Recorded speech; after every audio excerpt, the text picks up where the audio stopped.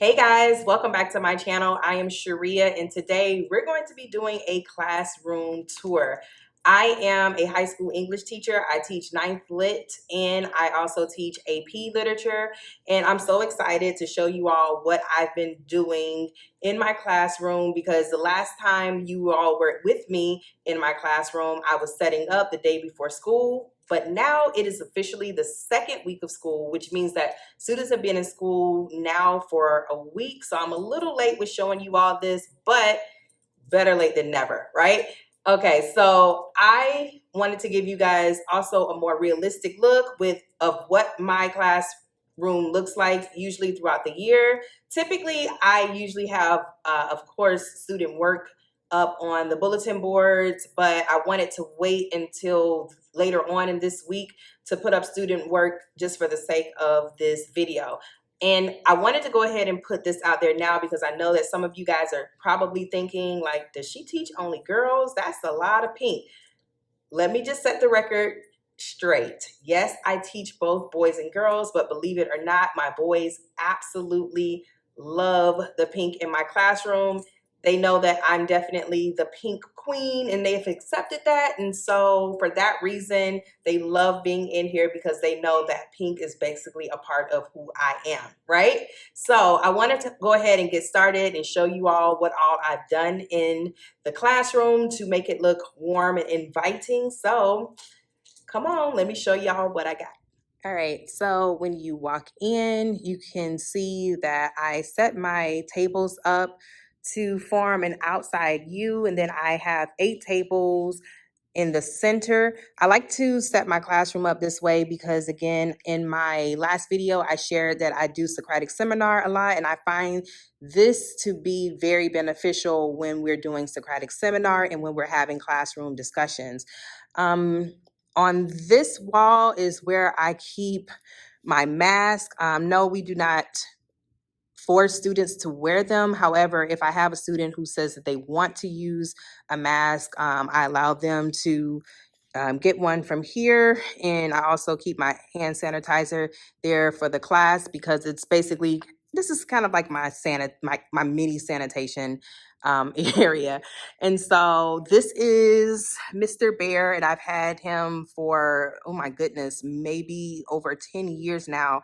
I had a student that gave it to me during my 3rd year of teaching, and this is my 16th year. So that's just how long Mr. Bear has been with me. So shout out to Brianna who gave it to me on Valentine's Day. I absolutely love that bear, and he's been with me for a really long time. Here is this is basically just a I want to say just a container of things that I keep. Sometimes I keep like old student samples in here, and a lot of times when I'm using samples when we're having a project and I want to show kids an example of what students have done in the past, I usually dig in here to show them the student samples. All right, here is where I keep all of my books that we read. American Street and Bronx Masquerade are 2 of the books that we've been reading for the past, I want to say, my goodness, it's been a long time. We've been reading them now for about we've been reading American Street now for about 5 years, and Bronx Masquerade looks like it's going on 10 years. But 13 Reasons Why and Speak are actually just books that I had a class set up, but we have never read them as a class.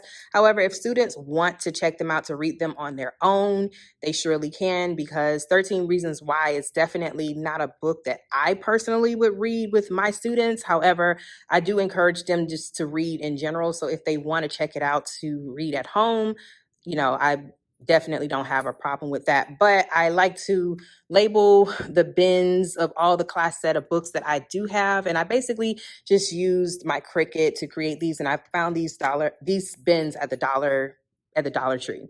I also found these bins at the Dollar Tree, and this is where I keep all of my materials. Yes, as you can tell, my favorite color is pink, and I pretty much cleared out Dollar Tree when they had these in stock, and so I did the same thing with the bins that I did for the top where I labeled them using my Cricut, just basically using permanent adhesive vinyl.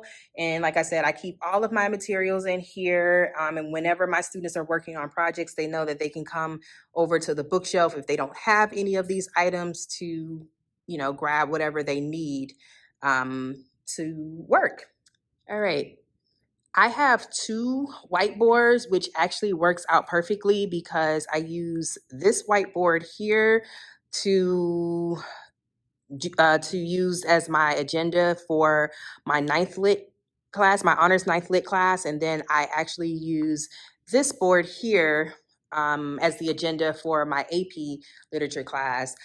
Here in the middle is where I have bins separated for blocks 1, 2, and 4 because I only teach 3 blocks a day. And this is where students typically turn in any paper copies that they may have. But for the most part, everything is submitted electronically. And I don't use paper copies as much as we used to prior to COVID. All right. The one thing that I do like about my board this year is that I actually was able to find these magnet borders, which worked so well because in the past when I have tried to put border around my board, it always comes off, even when I've used magnetic tape. And so I was really excited when I saw that they had these. I actually found this stool here at Home Goods. It was $39.99. And I love it because not only does it match with my classroom, but it also matches with my teacher chair, which I'll show you all later. And sometimes my students use it. I allow them to sit here on the stool if they get nervous during a presentation.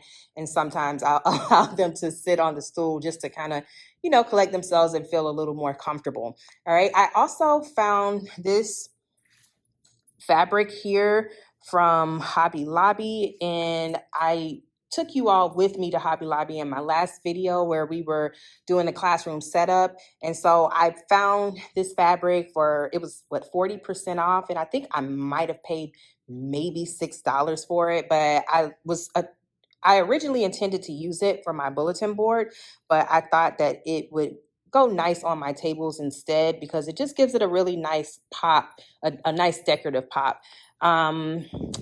Here is where my desktop, this is just my desktop station and printer. And I actually use this for students who have, who may not bring their laptops in. And so this is just a station that they can use if they don't have their laptop or if they just need to use the computer in general. Over here is where I have pictures of my family, and then pictures of my family, meaning like my kids and my husband. And then here are just my own personal, professional books that I have. However, I do need to get another bin so that I can actually put my No Fear Shakespeare Othello books together.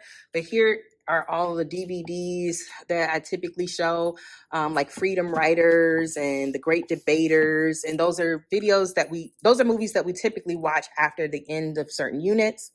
This is my Cricut machine that I typically keep at home. However, I brought it in last week so that I can get some stuff done in my classroom. And so here is where I'm choosing to keep it. All right. And now my desk. Now this is my teacher chair that I absolutely love. Oh my gosh, guys, just look at how much of a diva she is. She is hot pink. She's hot pink velvet, and she has gold legs, and she's just super, super sexy. And so I absolutely love this chair. It's so comfortable. I love the wide back. It's really soft. And again, it's a whole lot better than the government issued one that they give all the teachers. That's pretty crappy. All right. In the back, I actually have my school flag representing FAMU, where I graduated undergrad. Here is a Meet the Teacher sign that I use, and I like to use it on open house and on the first day of school when I am actually when I'm actually introducing myself to students, and it just gives them a little bit of information about me. And I actually created it using PowerPoint, and then I had it printed out on an actual poster board, and I had it done at Walgreens, and I used like the 24-hour. I got it like within an hour, not 24 hour. I'm sorry, 1 hour processing, and so I was able to get it like the same day. Here are some printables of just inspiring quotes that I have on the wall, and I created these to kind of match my theme. I also made these in PowerPoint. But again, I like to give my students some words of encouragement and inspiration at times when they feel like giving up. And so these are just some quotes that I have on the back wall that not only encourage my students, but it also kind of adds to, my decorations. Here is where I have my my coffee station. Right now I'm actually out of coffee, so I need to order more. I just actually used my last K-cup, but I usually put them inside of these containers here. And of course, my microwave, and I have some decorative flowers over there in my little cup. And then here is where I keep my refrigerator. All right, but let's get into these bulletin boards. Now, I did not have any bulletin boards on my back wall. If you guys remember, it was totally blank. And so I actually created these bulletin boards using 2 foam boards that I duct taped down the center to create one big board. And then I actually used pink butcher paper, not butcher paper, but bulletin board paper. And these were the super cute paper fans that I found at Hobby Lobby. And I chose to use those in the top corners, and I used like little cutouts that I had already had from the collection, the schoolgirl style tropical collection. And I thought that they would be super cute to put there to add just a little extra decorative flair. And I added even like little pineapples in the bottom corners. I love how I was able to layer using the two different borders. I like the effect that the black and white has on the really bright colors, because I just feel like it kind of tones it down a little bit.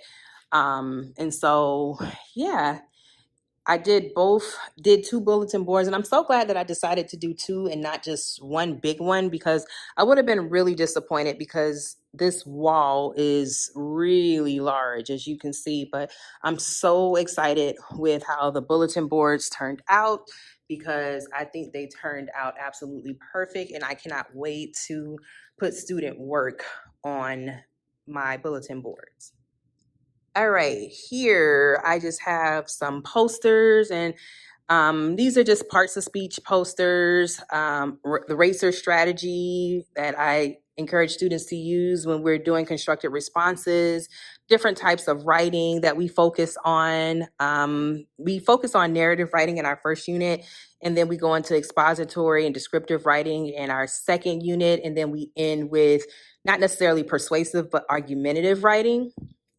And so I just have just posters on the board reiterating things that we do throughout the year, and even the different genres of literature that we focus on.